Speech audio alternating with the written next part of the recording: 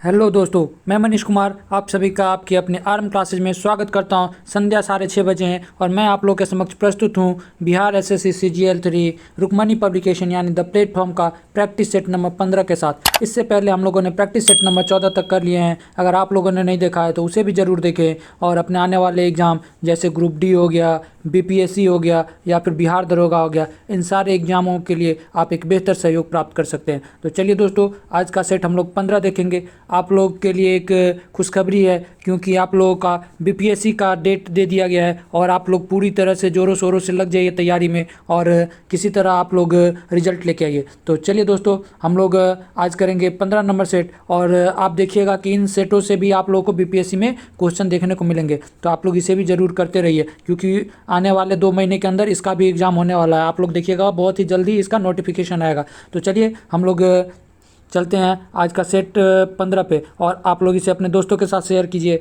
और आप लोग कमेंट कीजिए आंसर। तो चलिए, पहला क्वेश्चन है, कपास की खेती के लिए सबसे उपयुक्त मिट्टी है। तो इसका सही उत्तर क्या हो जाएगा?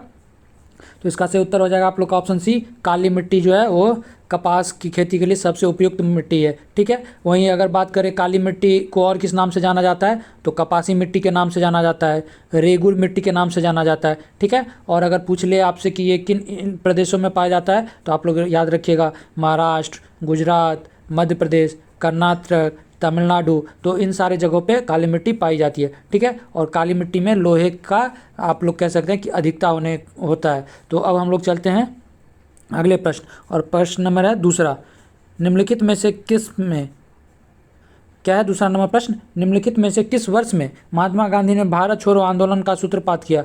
तो इसका आप लोग सही उत्तर कीजिए और दूसरे का सही उत्तर क्या हो जाएगा? तो ऑप्शन नंबर डी सही हो जाएगा, 1942 में। और कब? तो आप लोग डेट याद रखिएगा, 8 अगस्त 1942 को क्या किया जाता है? तो भारत छोड़ो आंदोलन शुरू किया जाता है। ठीक है, और ये कहाँ से शुरू किया गया? तो आप लोग याद रखिएगा कि बॉम्बे के ग्वालियर टैंक मैदान में भारत छोड़ो आंदोलन शुरू किया जाता है। और इसी में गांधी जी एक नारा देते हैं और नारा क्या देते हैं? करो या मरो का नारा देते हैं, करो या मरो।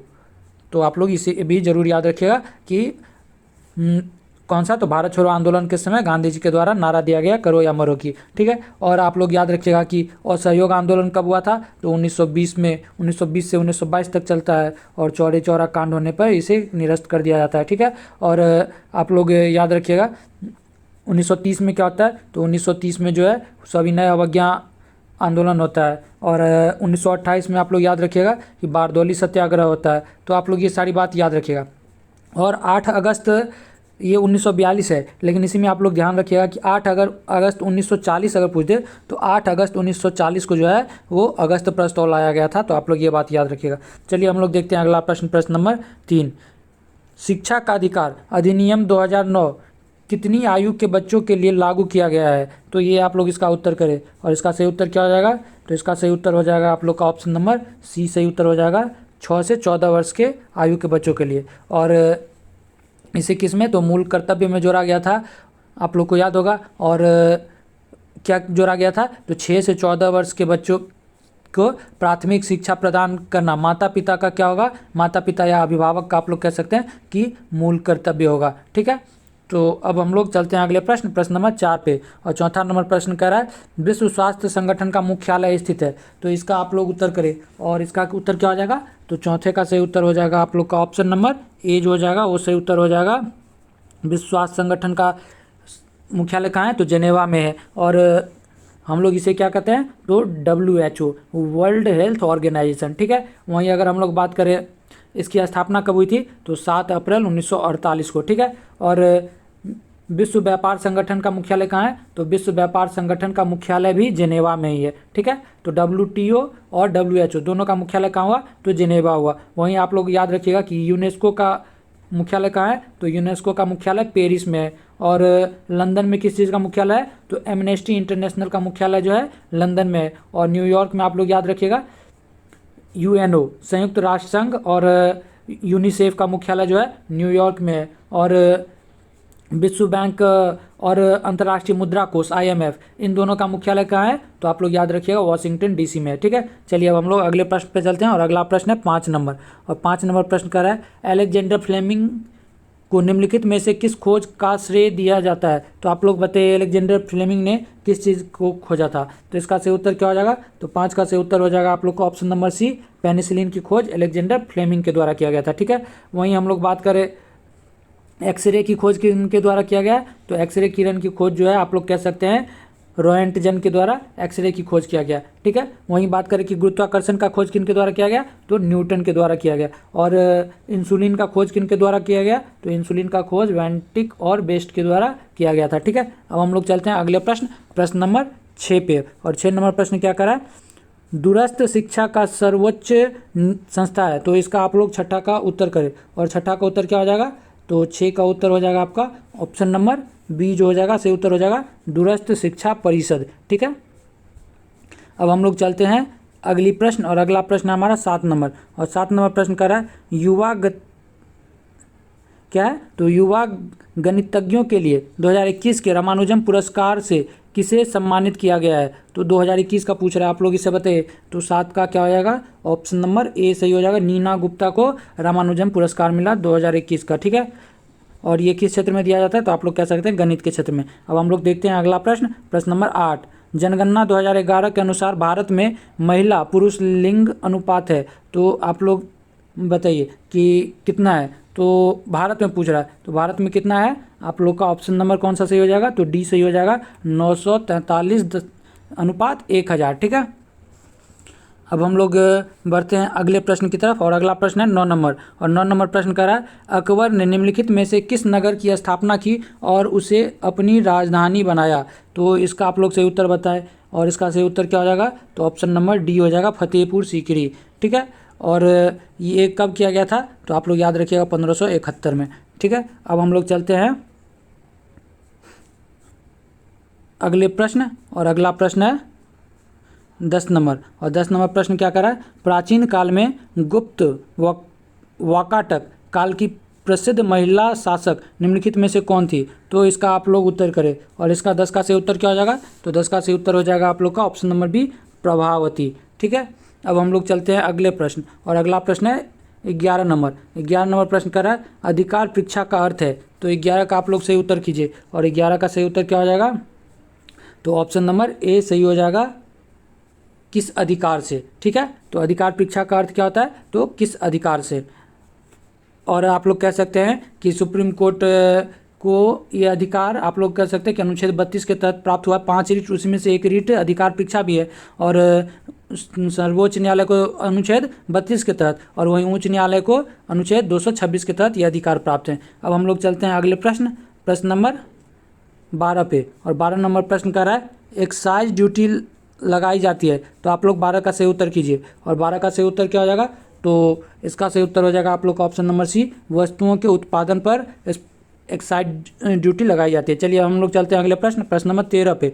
और 13 नंबर प्रश्न है किस मामले में सर्वोच्च न्यायालय ने संविधान का आधारभूत ढांचा का सिद्धांत प्रतिपादित किया? तो इसका सही उत्तर क्या हो जाएगा? तो 13 का सही उत्तर हो जाएगा आप लोग को ऑप्शन नंबर सी जो हो जाएगा, सही हो जाएगा, केशवानंद भारती मामला जो था इसी में सर्वोच्च न्यायालय ने क्या किया? तो संविधान का आधारभूत ढांचा का सिद्धांत दिया। चलिए अब हम लोग चलते हैं। और ये कब हुआ था? तो आप लोग याद रखिएगा 1973 में।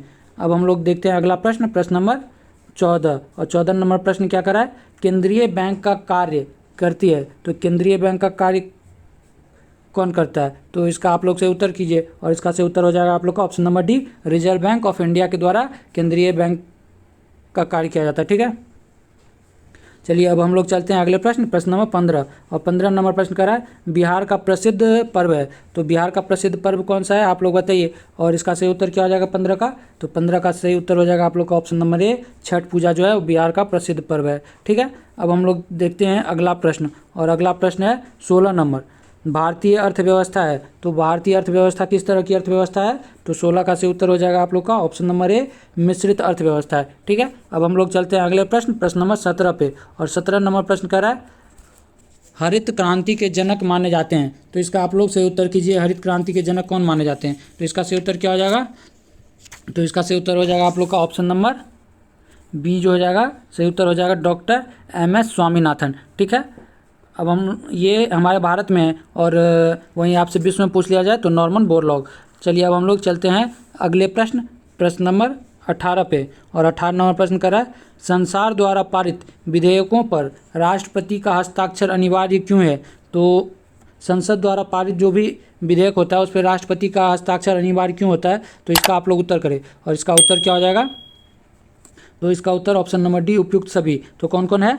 तो वह कार्यपालिका का अध्यक्ष होता है, सही बात है। वह कानून को लागू करने की जिम्मेदारी लेता है, ये भी बात सही है। और वह राज्यसभा की संप्रभुता का प्रतीक होता है। तो ये सभी बात सही है, तो इसीलिए अपना ऑप्शन डी हो जाएगा। चलिए अब हम लोग चलते हैं अगले प्रश्न, प्रश्न नंबर 19 पे। 19 नंबर प्रश्न करा है, ऐसी मुद्रा जिसकी विनियमन दर सरकार द्वारा प्रभावित होती है क्या कहलाती है? तो 19 का सही उत्तर हो जाएगा आप लोग का ऑप्शन नंबर डी जो हो जाएगा, सही उत्तर हो जाएगा प्रबंधित मुद्रा कहलाती है। ठीक है, अब हम लोग चलते हैं अगले प्रश्न, और अगला प्रश्न है 20 नंबर। और 20 नंबर प्रश्न कर रहा है, बुल और बियर शब्द किससे संबंधित है? तो इसका सही उत्तर क्या हो जाएगा? तो इसका सही उत्तर हो जाएगा आप लोग का ऑप्शन नंबर ए, स्टॉक बाजार से संबंधित है बुल और बियर शब्द। ठीक है, अब हम लोग चलते हैं अगले प्रश्न, और अगला प्रश्न है 21 नंबर। और 21 नंबर प्रश्न क्या कर रहा है, राज्य चुनाव आयोग नगर पालिका चुनाव किस अनुच्छेद के अधीन संचालित व नियंत्रित करता है तथा उसका अधीक्षण करता है? तो इसका आप लोग सही उत्तर करें 21 का। और 21 का सही उत्तर क्या हो जाएगा?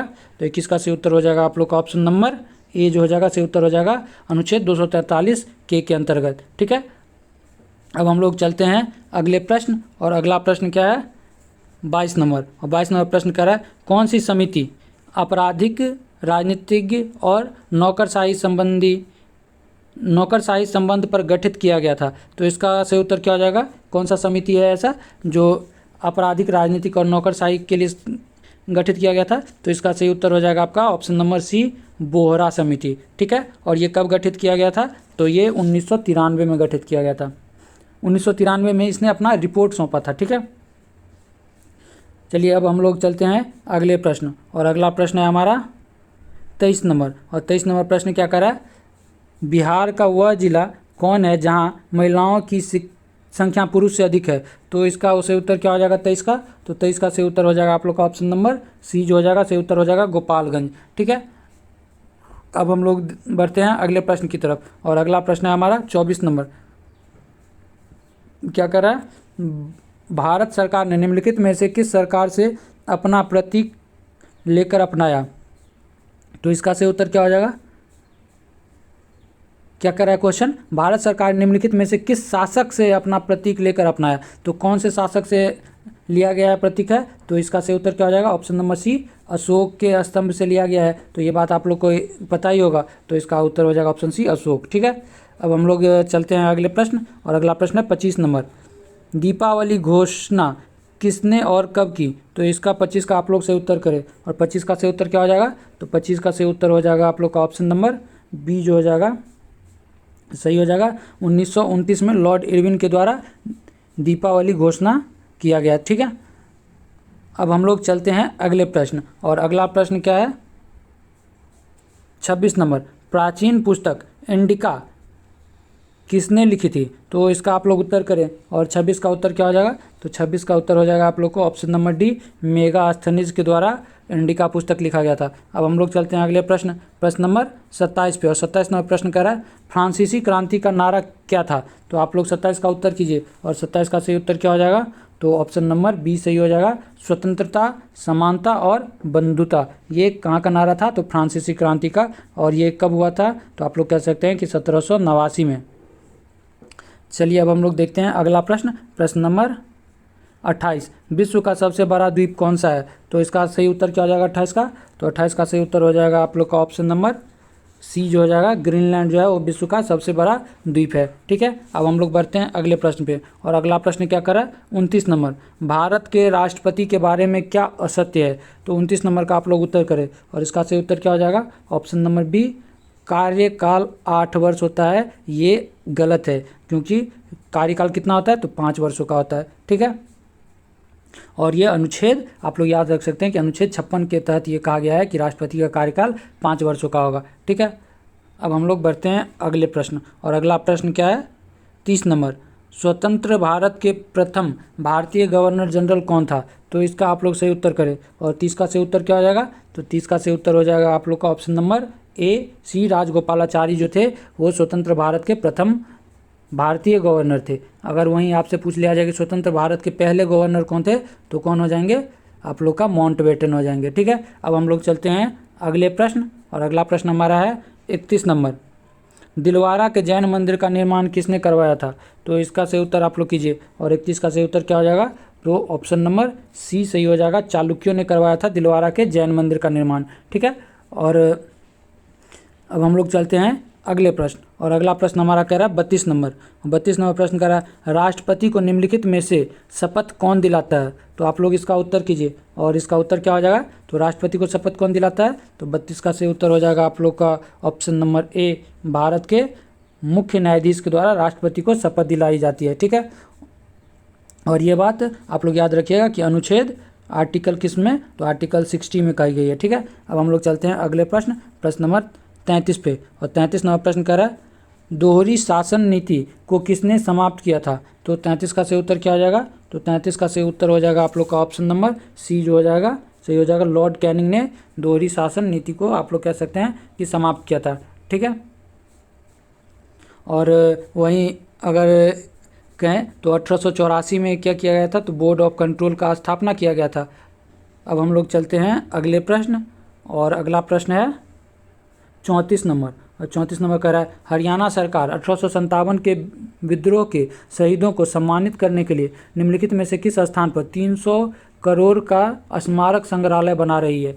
तो 34 का सही उत्तर क्या हो जाएगा, आप लोग का ऑप्शन नंबर बी सही उत्तर हो जाएगा, अंबाला में बना रही है। ठीक है, अब हम लोग चलते हैं अगले प्रश्न, प्रश्न नंबर 35 पे, और 35 नंबर प्रश्न कह रहा है पेरियार परियोजना किस राज्य में स्थित है? तो 35 का सही उत्तर आप लोग का क्या हो जाएगा, तो पेरियार परियोजना जो है वो केरल राज्य में स्थित है। ठीक है, और वहीं अगर हम लोग बात करें तो दुलहस्ती, सलाल या तुलबुल, तो ये सारे कहाँ हैं, तो ये आप लोग कह सकते हैं जम्मू कश्मीर में। वहीं भाखड़ा नंगल और नाथपा झाकरी, पोंग, तो ये सब कहाँ है, तो ये सब आप लोग कह सकते हैं कि हिमाचल प्रदेश में है। और टिहरी और नागल, हरिके, और ये सब कहाँ है, तो ये सब जो है वो आप लोग कह सकते हैं कि उत्तराखंड और पंजाब में है। ठीक है, और आप लोग याद रखिएगा कि जोग, महात्मा गांधी जोग या महात्मा गांधी, ठीक है, और शिव समुद्रम, तो ये सब कहाँ है, तो कर्नाटक में है। चलिए अब हम लोग चलते हैं अगले प्रश्न, प्रश्न नंबर 36 पे, और 36 नंबर प्रश्न कह रहा है बटरफ्लाई संबंधित है। तो बटरफ्लाई किससे संबंधित है, तो मैंने आपको ये बताया हुआ है, और इसका सही उत्तर क्या हो जाएगा, ऑप्शन नंबर सी, तैराकी से संबंधित है बटरफ्लाई। ठीक है, और आप लोग तैराकी से संबंधित शब्द जान लीजिए, जैसे क्या हो जाएगा, फ्रंट क्रॉल हो जाएगा, और क्या हो जाएगा, ब्रेस्ट स्ट्रोक हो जाएगा, और क्या हो जाएगा, स्प्रिंग बोर्ड हो जाएगा, ट्विस्ट हो जाएगा, जेन हो जाएगा, स्ट्रोक हो जाएगा, बैक स्ट्रोक होगा। तो ये सारी बात आप लोग याद रखिएगा, ये सब तैराकी से संबंधित शब्द हैं। ठीक है, अब हम लोग चलते हैं अगले प्रश्न, प्रश्न नंबर 37 पे, और 37 नंबर प्रश्न कह रहा है 8 अक्टूबर को प्रति वर्ष मनाया जाता है। तो 8 अक्टूबर को क्या मनाया जाता है, आप लोग आंसर कीजिए, और 37 का सही उत्तर हो जाएगा आप लोग का ऑप्शन नंबर क्या, तो ए सही हो जाएगा। 8 अक्टूबर को भारतीय वायुसेना दिवस मनाया जाता है। ठीक है, और 4 दिसंबर को हम लोग याद रखते हैं कि नौसेना दिवस मनाया जाता है। वहीं 15 जनवरी को थल सेना दिवस मनाया जाता है। ठीक है, तो आप ये सारी बात याद रखिएगा। चलिए अब हम लोग चलते हैं अगले प्रश्न, और अगला प्रश्न है 38 नंबर। शिवाजी सर्वाधिक किससे प्रभावित थे? तो इसका सही उत्तर क्या हो जाएगा, तो 38 का सही उत्तर हो जाएगा आप लोग का ऑप्शन नंबर सी जो हो जाएगा, जीजाबाई से प्रभावित थे। ठीक है, और अब हम लोग चलते हैं अगला प्रश्न, और अगला प्रश्न कह रहा है 39 नंबर। परमाणु क्या है, पूरा पाषाण काल में आदि मानव के मनोरंजन के साधन थे। तो इसका आप लोग सही उत्तर कीजिए 39 का, और 39 का सही उत्तर हो जाएगा आप लोग का ऑप्शन नंबर ये जो हो जाएगा, सही उत्तर हो जाएगा शिकार। क्या थे, तो पूरा पाषाण काल में आदि मानव के मनोरंजन का साधन क्या था, तो शिकार था।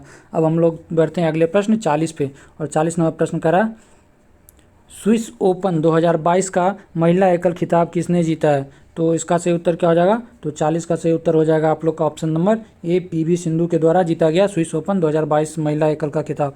अब हम लोग बढ़ते हैं अगले प्रश्न, प्रश्न नंबर 41, और 41 नंबर प्रश्न क्या कर रहा है, निम्नलिखित में से कौन भारत छोड़ो आंदोलन में नहीं शामिल था? तो भारत छोड़ो आंदोलन में शामिल कौन नहीं थे? तो आप लोग याद रखिएगा कि BR अम्बेडकर जो थे वो भारत छोड़ो आंदोलन में शामिल नहीं थे। ठीक है, अब हम लोग चलते हैं अगले प्रश्न, और अगला प्रश्न है 42 नंबर। लोधी वंश का संस्थापक कौन था? तो इसका आप लोग आंसर कीजिए, और इसका आंसर क्या हो जाएगा? तो लोधी वंश का संस्थापक जो था ऑप्शन नंबर सी सही हो जाएगा। बहलोल लोधी जो था वो लोधी वंश का संस्थापक था। ठीक है, अब हम लोग चलते हैं अगले प्रश्न, और अगला प्रश्न कौन सा है? तो अगला प्रश्न है आपका 43 नंबर, और 43 नंबर प्रश्न कर रहा है केंद्रीय पशु चिकित्सा अनुसंधान संस्थान स्थित है। तो 43 का आप लोग सही उत्तर करें, और 43 का सही उत्तर हो जाएगा आप लोग का ऑप्शन नंबर ए, केंद्रीय पशु चिकित्सा अनुसंधान संस्थान कहाँ है? तो उत्तर प्रदेश में है। ठीक है, और अब हम लोग चलते हैं अगले प्रश्न, और अगला प्रश्न है 44 नंबर। तमिलनाडु में जाड़ों में वर्षा क्यों होती है? तो इसका सही उत्तर हो जाएगा 44 का ऑप्शन नंबर सी सही हो जाएगा। उत्तर पूर्वी मानसून के कारण क्या होता है? तो तमिलनाडु में जाड़े के टाइम में वर्षा होती है। ठीक है, अब हम लोग चलते हैं अगले प्रश्न, प्रश्न नंबर 45, और 45 नंबर प्रश्न कर रहा है मीन मबाक्कम अंतर्राष्ट्रीय हवाई अड्डा किस राज्य में है? तो इसका आप लोग सही उत्तर कीजिए कि मीन मबाक्कम अंतर्राष्ट्रीय हवाई अड्डा कहाँ है? तो 45 का क्या हो जाएगा? तो 45 का आपका ऑप्शन नंबर ए सही हो जाएगा। तमिलनाडु में है मीन मबाक्कम अंतर्राष्ट्रीय हवाई अड्डा। ठीक है, और तमिलनाडु के चेन्नई में स्थित है। चलिए अब हम लोग चलते हैं अगला प्रश्न, और अगला प्रश्न कह रहा है 46 नंबर। हर्ष की आत्मकथा निम्नलिखित में से किसने लिखी? तो हर्ष की आत्मकथा किसके द्वारा लिखी गई? तो इसका सही उत्तर हो जाएगा आपका ऑप्शन नंबर बी, बाण भट्ट के द्वारा हर्ष की आत्मकथा लिखी गई। ठीक है, अब हम लोग बढ़ते हैं अगले प्रश्न, और अगला प्रश्न है 47 नंबर। क्या करा है? ग्लोबल हंगर इंडेक्स GHI 2021 में भारत का स्थान क्या है? तो इसका सही उत्तर हो जाएगा आप लोग का ऑप्शन नंबर बी सही हो जाएगा। 101वां स्थान है भारत का। ठीक है, अब हम लोग चलते हैं अगला क्वेश्चन 48 पे, और 48 नंबर क्या कह रहा है? प्रश्न कह रहा है 5 राज्यों के चुनाव परिणामों से संबंधित निम्न कथनों पर विचार कीजिए। कथन एक आपका दिया गया है, इन 5 राज्यों में गोवा, मणिपुर, पंजाब, उत्तराखंड और उत्तर प्रदेश शामिल है। अगला क्या है? पंजाब में राज्य की कुल 117 विधानसभा सीटों में सर्वाधिक 92 सीट आम आदमी पार्टी ने जीती। और अगला क्वेश्चन के अगला स्टेटमेंट है तीसरा, उत्तर प्रदेश में 48 महिलाओं में चुनाव जीता। और चौथा स्टेटमेंट क्या है? तो उत्तराखंड में राज्य की कुल 70 विधानसभा सीट में से सर्वाधिक 44 सीटें भाजपा ने जीती। तो इसका सही उत्तर क्या हो जाएगा? तो इसका सही उत्तर हो जाएगा आप लोग का ऑप्शन नंबर कौन सा? तो ऑप्शन नंबर आप लोग कह सकते हैं कि ए जो हो जाएगा सही उत्तर हो जाएगा। 1, 2 और 4 जो है वो सही कथन है। ठीक है, चलिए अब हम लोग चलते हैं अगले प्रश्न, प्रश्न नंबर 49 पे। और 49 नंबर प्रश्न क्या कर रहा है? गणित के क्षेत्र में प्रसिद्ध एबेल पुरस्कार 2022 हेतु किसे नामित किया गया? तो 49 का आंसर क्या हो जाएगा? तो 49 का सही आंसर हो जाएगा आप लोग का ऑप्शन नंबर बी, डेनिस पार्नेस सुलेविन को क्या किया गया है? तो गणित के क्षेत्र में एबेल पुरस्कार दिया गया। ठीक है, अब हम लोग चलते हैं अगले प्रश्न, प्रश्न नंबर 50 पे। और 50 नंबर प्रश्न करा है अर्जेंटीना ने किस देश को हराकर जूनियर हॉकी विश्व कप 2021 जीता? तो 50 का सही उत्तर क्या हो जाएगा? तो 50 का सही उत्तर हो जाएगा आपका ऑप्शन नंबर ए, जर्मनी को हरा के अर्जेंटीना ने क्या किया? तो जूनियर हॉकी विश्व कप 2021 जीता। ठीक है, अब हम लोग चलते हैं अगले प्रश्न, प्रश्न नंबर 51 पे। और 51 नंबर प्रश्न क्या कर रहा है? एक्स किरणों में समाविष्ट है। तो एक्स किरण में क्या समाविष्ट है? तो इसका सही उत्तर क्या हो जाएगा? तो 51 का सही उत्तर हो जाएगा आप लोग का ऑप्शन नंबर डी जो हो जाएगा, विद्युत चुंबकीय विकिरण जो है वो एक्स किरण में समाविष्ट है। ठीक है, अब हम लोग चलते हैं अगले प्रश्न, प्रश्न नंबर 52 पे। और 52 नंबर प्रश्न क्या कर रहा है? सिल्वर और ब्रोमीन में टूटना एक उदाहरण है। तो इसका सही उत्तर क्या हो जाएगा? तो 52 का सही उत्तर हो जाएगा आप लोग का ऑप्शन नंबर डी जो हो जाएगा वो सही हो जाएगा, अपघटन अभिक्रिया। ठीक है, अब हम लोग चलते हैं अगले प्रश्न, प्रश्न नंबर 53 पे। और 53 नंबर प्रश्न कर रहा है वह भारतीय वैज्ञानिक जिसने भौतिक विज्ञान में नोबेल पुरस्कार प्राप्त किया।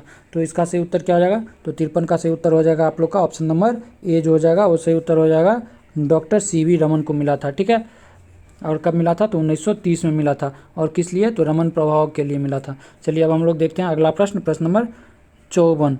यदि किसी व्यक्ति को पीठ पर चोट लगी हो तो कृत्रिम श्वास लेने की कौन सी विधि का प्रयोग किया जाता है? तो इसका सही उत्तर क्या हो जाएगा 54 का? तो 54 का सही उत्तर हो जाएगा आप लोग का ऑप्शन नंबर ए, सैफर विधि। ठीक है। और अब हम लोग देखते हैं अगला प्रश्न, और अगला प्रश्न है 15 नंबर। और 15 नंबर प्रश्न क्या कर रहा है? प्राकृतिक गैस का प्राथमिक घटक क्या है? तो 55 नंबर का आप लोग सही उत्तर कीजिएगा, और इसका सही उत्तर क्या हो जाएगा? तो इसका सही उत्तर हो जाएगा आप लोग का ऑप्शन नंबर ए, मीथेन जो है वो प्राथमिक गैस का, आप लोग कह सकते हैं प्राकृतिक गैस का प्राथमिक घटक है। ठीक है। अब हम लोग देखते हैं अगला प्रश्न, और अगला प्रश्न है 56 नंबर। ड्यूटेरियम का द्रव्यमान संख्या कितना है? तो आप लोग इसका बताइए ड्यूटेरियम का, तो इसका क्या हो जाएगा? तो इसका सही उत्तर आप लोग का ऑप्शन नंबर बी जो हो जाएगा वो सही हो जाएगा। ड्यूटेरियम का द्रव्यमान संख्या कितना होता है? तो 2 होता है, और ट्राइटियम का आप लोग याद रखिएगा 3 होता है। चलिए अब हम लोग चलते हैं अगले प्रश्न, और अगला प्रश्न क्या कह रहा है? तो 57 नंबर, और 57 नंबर प्रश्न है, यदि लाल फूल को हरे शीशे में से देखें तो यह दिखता है। तो देखिए ये क्वेश्चन भी पहले हम लोगों ने किया है, तो इसका सही उत्तर हो जाएगा ऑप्शन नंबर बी, काला दिखेगा। ठीक है। अब हम लोग चलते हैं अगले प्रश्न, प्रश्न नंबर 58 पे, और 58 नंबर प्रश्न क्या है? यदि किसी कार के टायर में हवा का दाब कम हो तो क्या परिणाम होगा? तो इसका परिणाम क्या होगा? तो 58 का क्या उत्तर हो जाएगा? तो 58 का उत्तर हो जाएगा आप लोग का ऑप्शन नंबर बी जो हो जाएगा, ईंधन की अधिक खपत होगी। ठीक है, क्योंकि उस पर क्या होगा? तो लोड बढ़ जाएगा। अब हम लोग चलते हैं अगले प्रश्न, प्रश्न नंबर 59 पे, और 59 नंबर प्रश्न क्या कर रहा है? वातानुकूलन में किन पैरामीटर को नियंत्रित किया जाता है? तो इसका सही उत्तर क्या हो जाएगा? तो इसका सही उत्तर हो जाएगा आप लोग का ऑप्शन नंबर सी जो हो जाएगा, वो सही उत्तर हो जाएगा, वायु का ताप एवं आर्द्रता दोनों। ठीक है। चलिए अब हम लोग देखते हैं अगला प्रश्न, और अगला प्रश्न है 60 नंबर। सूर्य की ऊर्जा का स्रोत किस प्रक्रिया में निहित है? तो 60 का सही उत्तर क्या हो जाएगा? तो 60 का सही उत्तर हो जाएगा आपका ऑप्शन नंबर सी जो हो जाएगा, नाभिकीय संलयन प्रक्रिया होती है। सूर्य की ऊर्जा जो निकलती है उसका स्रोत क्या होता है? तो नाभिकीय संलयन प्रक्रिया। अब हम लोग देखते हैं अगला प्रश्न, और अगला प्रश्न है 61 नंबर। श्वेत प्रकाश को भिन्न भिन्न रंगों में विभक्त करने के लिए निम्नलिखित में से किसका प्रयोग किया जाता है? तो 61 का आप लोग सही उत्तर करें, और 61 का सही उत्तर क्या हो जाएगा? तो 61 का सही उत्तर हो जाएगा आप लोग का ऑप्शन नंबर डी जो हो जाएगा, प्रिज्म का प्रयोग किया जाता है। ठीक है। अब हम लोग चलते हैं अगले प्रश्न, और अगला प्रश्न है 62 नंबर। परमाणु क्रमांक क्या कर रहा है? 62 नंबर, परमाणु क्रमांक बराबर होता है किसी तत्व के परमाणु में उपस्थित है। तो इसका सही उत्तर क्या होगा? परमाणु क्रमांक बराबर होगा, इसका मतलब क्या होगा? तो आप लोग कह सकते हैं इसका सही उत्तर हो जाएगा आपका ऑप्शन नंबर ए, प्रोटॉनों की संख्या क्या होगी? तो बराबर होगी। अब हम लोग चलते हैं अगले प्रश्न, और अगला प्रश्न क्या कर रहा है? 63 नंबर, और 63 नंबर प्रश्न कह रहा है विद्युत चुंबक का प्रयोग किया जाता है। तो विद्युत चुंबक का प्रयोग क्यों किया जाता है? तो 63 नंबर का आंसर हो जाएगा आप लोग का ऑप्शन नंबर ए, आह्वान घंटी यानी कॉलिंग बेल में विद्युत चुंबक का प्रयोग किया जाता है। ठीक है। अब हम लोग देखते हैं अगला प्रश्न, प्रश्न नंबर 64, और 64 नंबर प्रश्न कर रहा है पानी में अंशतः डूबी हुई छड़ी मुड़ी हुई प्रतीत होती है। तो आप लोग को बताना है कि ऐसा क्यों प्रतीत होता है कि पानी में डूबा हुआ जो छड़ी है वो मुड़ा हुआ दिखता है। तो इसका सही उत्तर क्या हो जाएगा? तो ऑप्शन नंबर बी सही हो जाएगा, अपवर्तन के कारण हमें वो छड़ी क्या होती है? तो मुड़ी हुई दिखती है। चलिए हम लोग बढ़ते हैं अगले प्रश्न 65 पे, और 65 नंबर प्रश्न कर रहा है एक डायोड। तो आप लोग बताइए कि डायोड क्या है? तो इसका सही उत्तर क्या हो जाएगा 65 का? तो 65 का सही उत्तर हो जाएगा आप लोग का ऑप्शन नंबर ए जो हो जाएगा, केवल एक दिशा में चालन करता है डायोड। ठीक है।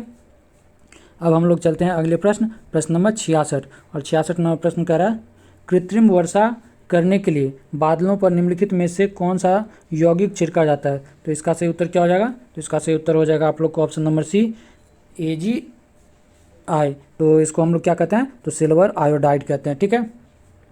अब हम लोग बढ़ते हैं अगले प्रश्न, प्रश्न नंबर 67 पे, और 67 नंबर प्रश्न क्या कह रहा है? तो 67 नंबर प्रश्न कह रहा है यूरिया में नाइट्रोजन पाया जाता है। तो यूरिया में नाइट्रोजन जो पाया जाता है, तो आपको बताना है इसका आंसर, और इसका आंसर क्या हो जाएगा? तो इसका आंसर हो जाएगा आप लोग का ऑप्शन नंबर सी, कौन सा नाइट्रोजन? तो एमाइड के रूप में पाया जाता है यूरिया में नाइट्रोजन। ठीक है। अब हम लोग बढ़ते हैं अगले प्रश्न, और अगला प्रश्न है 68 नंबर, और 68 नंबर प्रश्न क्या कर रहा है? किस पदार्थ को द्रव स्वर्ण कहते हैं? तो इसका आप लोग सही उत्तर कीजिए, और इसका सही उत्तर क्या हो जाएगा? तो इसका सही उत्तर हो जाएगा आप लोग को ऑप्शन नंबर कौन सा? तो डी जो हो जाएगा, पेट्रोलियम को हम लोग क्या कहते हैं? तो द्रव स्वर्ण कहते हैं। ठीक है। अब हम लोग बढ़ते हैं अगले प्रश्न की तरफ। और अगला प्रश्न क्या है, तो 69 नंबर डोलोमाइट का सूत्र है। तो डोलोमाइट का सूत्र क्या होगा आप लोग बताइए। और 69 नंबर का सही उत्तर क्या हो जाएगा, तो ऑप्शन नंबर बी जो हो जाएगा वो सही हो जाएगा, CaMgCO32। ठीक है, तो इसका ये सही उत्तर हो जाएगा। और आप लोग याद रखिएगा बुझा हुआ चूना का क्या होता है, तो बुझा हुआ चूना का CaO हो जाता है। ठीक है, ये बुझा हुआ चूना का CaO नहीं होता है, बिना बुझा हुआ चूना का CaO होता है। और बुझा हुआ चूना का ये हो जाता है CaOH2। ठीक है, तो आप लोग इसे ज़रूर याद रखिएगा। और CaCO3 क्या होता है, तो कैल्शियम कार्बोनेट होता है। चलिए अब हम लोग देखते हैं अगला प्रश्न। और अगला प्रश्न है 70 नंबर। और 70 नंबर प्रश्न क्या कर रहा है, निम्नलिखित में से कौन सा एक ऊष्मीय इंजन नहीं है। तो इसका आप लोग सही उत्तर कीजिए। और 70 का सही उत्तर हो जाएगा ऑप्शन नंबर डी जो हो जाएगा, पवन चक्की जो है वो ऊष्मीय इंजन नहीं है। ठीक है, अब हम लोग चलते हैं अगले प्रश्न। और अगला प्रश्न है 71 नंबर। और 71 नंबर प्रश्न कह रहा है निम्न में से सबसे अधिक कठोर कौन सा है। तो इसका आप लोग उत्तर कीजिए। और 71 का सही उत्तर क्या हो जाएगा, तो 71 का सही उत्तर हो जाएगा आप लोग का ऑप्शन नंबर बी जो हो जाएगा, हाई स्पीड स्टील जो है वो इनमें से आप लोग कह सकते हैं कि सबसे अधिक है, अधिक ठोस है। ठीक है, अब हम लोग चलते हैं अगले प्रश्न की तरफ। और अगला प्रश्न है 72 नंबर। निम्नांकित में से कौन सा मापन उपकरण बिना संपर्क नॉन कॉन्टैक्ट टाइप का है। तो इसका आप लोग उत्तर कीजिए 72 का। और 72 का सही उत्तर क्या हो जाएगा, तो 72 का सही उत्तर हो जाएगा आप लोग का ऑप्शन नंबर डी, पायरोमीटर जो हो जाएगा वो सही उत्तर हो जाएगा। ठीक है, अब हम लोग चलते हैं अगले प्रश्न, प्रश्न नंबर 73 पे। 73 नंबर प्रश्न कह रहा है निम्नलिखित में से किस गैस में विरंजन या ब्लीचिंग का गुण है। तो इसका आप लोग सही उत्तर कीजिए 73 का। और 73 का सही उत्तर हो जाएगा आप लोग का ऑप्शन नंबर सी, ये गुण जो है वो क्लोरीन में है। ठीक है, अब हम लोग चलते हैं अगला प्रश्न 74 पे। और 74 नंबर प्रश्न क्या कर रहा है, यदि किसी मशीन में अप्रमाणिक स्नेहक तेल का उपयोग किया जाए तो इसका परिणाम होगा। तो इसका परिणाम क्या होगा आप लोग बताइएगा। और 74 का आपको सही उत्तर हो जाएगा क्या, उपयुक्त सभी। तो क्या होगा, तो मशीन घिस जाएगी, स्नेहक तेल का अधिक व्यय होगा, और क्या होगा, तो मशीन के चलने में आवाज़ होगी। तो ये तीनों बात जो है वो सही है, तो इसीलिए हमारा उत्तर डी हो जाएगा। चलिए अब हम लोग देखते हैं 75 नंबर प्रश्न, जो आज के सेशन का हमारा आखिरी प्रश्न है। तो आप लोग इसका उत्तर करें। और क्या कह रहा है प्रश्न, तो बिना पानी भरे ही यदि किसी विद्युत केतली की बिजली चालू की जाए तो क्या होगा। तो क्या होगा आप लोग बताइए। तो इसका सही उत्तर क्या हो जाएगा, तो इसका सही उत्तर हो जाएगा ऑप्शन नंबर बी, इसकी विद्युत कुंडली जल जाएगी। ठीक है, तो इलेक्ट्रिक कॉइल क्या होगा, तो जल जाएगी, ये आपका सही उत्तर हो जाएगा। तो ठीक है दोस्तों, आप लोग आज के लिए हम लोग इतना ही रखते हैं। और आप लोग उम्मीद करते हैं कि आप लोग को अच्छा लग रहा होगा। तो आज मैं आप लोग को एक्सप्लानेशन नहीं किया हूँ और जल्दी जल्दी में कर दिया हूँ। तो आप लोग को अगर एक्सप्लानेशन चाहिए तो आप लोग हमें कमेंट कर ज़रूर बताइएगा। ठीक है दोस्तों, और मेरी तबीयत थोड़ी गड़बड़ होने के कारण आज सेशन थोड़ा ढीला चला है। तो आप लोग उम्मीद करते हैं कि अगले दिन से ठीक हो जाएगा। तो आप लोग अगर पसंद आ रहा हो तो आप लोग अपने दोस्तों के साथ शेयर करें, लाइक करें, और चैनल को सब्सक्राइब कर ले अगर नहीं किया है तो। ठीक है दोस्तों, हम लोग फिर मिलेंगे अगले सेट के साथ। और आप लोग ज़ोरों शोरों से पढ़ते रहिए। और BPSC की अगर आप लोगों ने फॉर्म भरा है तो आप लोग उसके भी एग्ज़ाम में लग जाइए, क्योंकि सितंबर में 20 और 22 सितंबर को उसका डेट आ गया है। तो आप लोग उसकी भी तैयारी में जुटे रहिए। और इन प्रश्नों को भी अगर आप कर रहे हैं तो आप लोग देखिएगा कि ये इनमें से भी प्रश्न वहाँ आपको देखने को मिलेंगे। तो चलिए दोस्तों, आज के लिए हम लोग इतना ही रखते हैं। तो धन्यवाद, जय हिंद।